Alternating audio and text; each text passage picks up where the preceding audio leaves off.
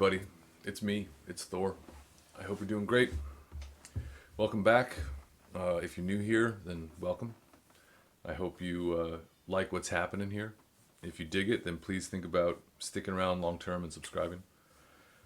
A quick thank you to everyone who's booked a one-on-one session with me. I've been having a great time. I don't want to speak for them.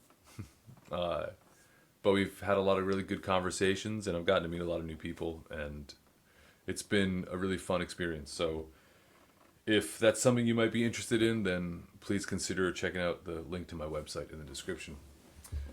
I would like to touch on a subject that is hard to articulate, but I want to start the conversation, and that's about sound.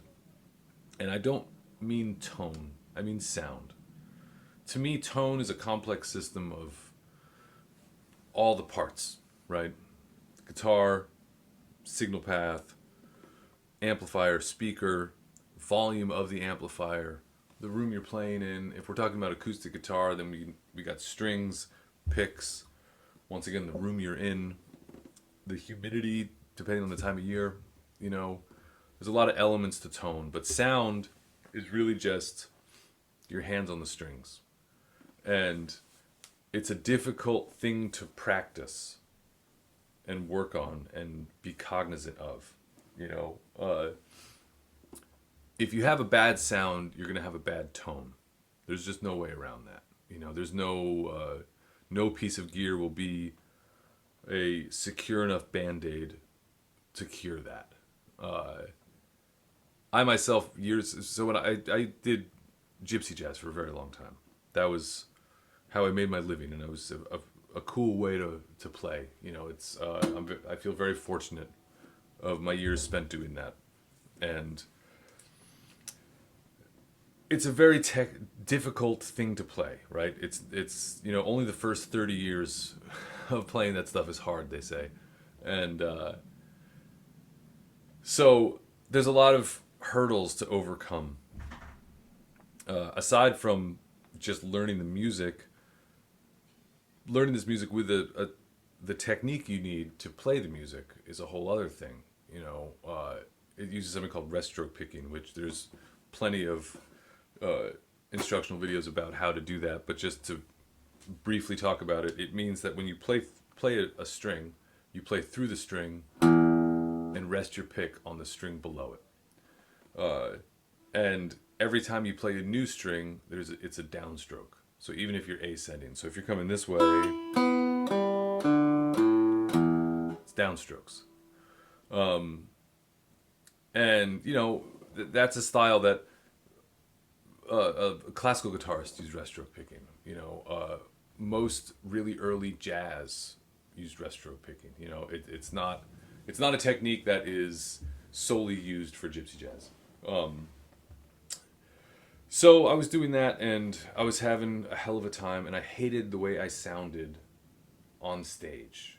You know, I just, no matter what I did, no matter what pickups I used, or even if it was just a mic in front of the guitar, I just hated how I sounded. And I got sick of buying stuff. I got so tired of trying out things. And I realized that I think the problem was me, you know? I don't know how I came to that conclusion, but I did. You know, it's like you can only change the things in your signal path so many times. You can only get so many preamps. You can only get so many different pickups. You know, it doesn't end. And so I spent a lot of time really slowing everything down. You know, and I would practice improvising over stuff, but I would do it like at a ridiculously slow tempo. You know. Oh.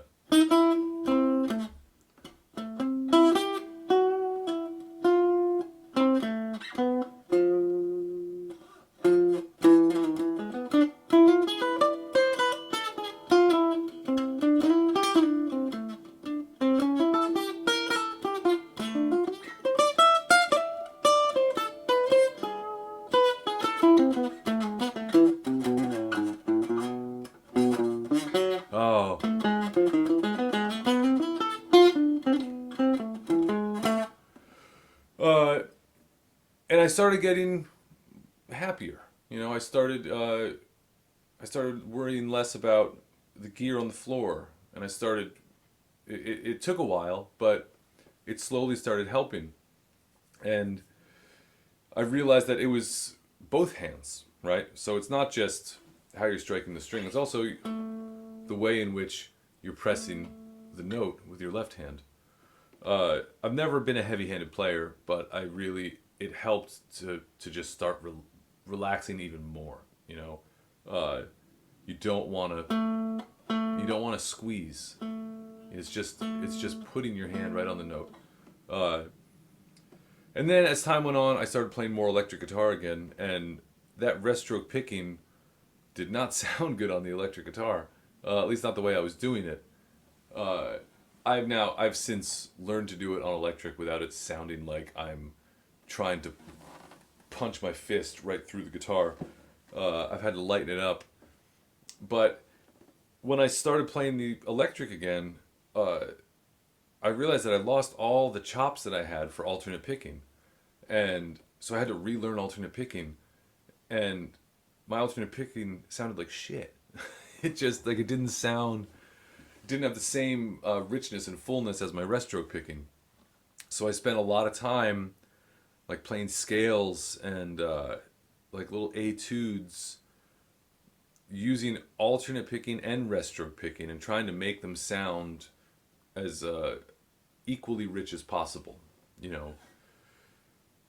So, you know, once again, I'm going to reference the Segovia scales, which I talk about all the time, because for me, they're a great equalizer. So, an exercise I would do, let's take something like this, the C major Segovia scale, right? And on the way up, I'm going to alternate pick, and on the way down, I'm going to rest stroke pick. Here we go. And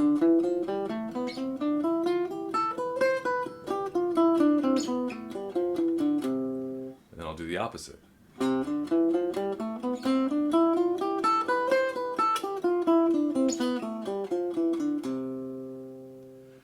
So I spent a lot of time doing that and just trying to get things as rich as possible, you know, on both techniques. And what I found is that I care less about what I'm playing through. You know what I mean? Like, yes, it matters. I like the gear that I have. I like my gear. I'm bummed out when I'm playing with gear I don't like. You know? Gear is important. But I have a much easier time dialing in a sound because I've spent so much time on this. And mind you, this is just my experience. You know what I mean? That's all I could share. But the more time I spend making sure everything sounds rich, then the less time I spend being annoyed with how I sound. And that goes for chords too, as I just did. You know, really spending time to make sure as often as possible. I still play sloppily just as much as anybody else, but like making sure when I'm playing a chord, all the notes that I want to ring out are ringing out very beautifully. You know,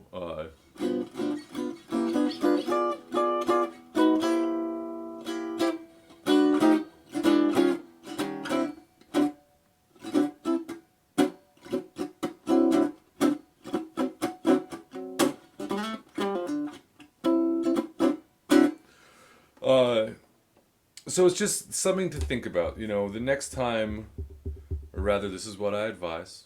I'm not telling anyone what to do. But the next time you're unhappy with how your sound is sounding, don't reach for a different pedal or a different amp or any of that stuff. Take a second first to just internalize, look inward, and think about how you are striking your strings. That's my advice. You might save a lot of money.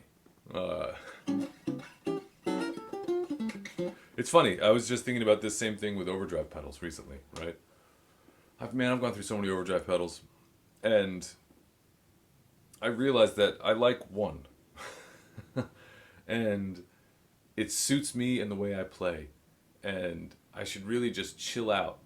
You know, it's not to say I don't want other sounds from an overdrive pedal, but if I have a problem with my overdrive pedal, right? Once again, maybe I should look right here of how I'm playing when that overdrive pedal is on. You know,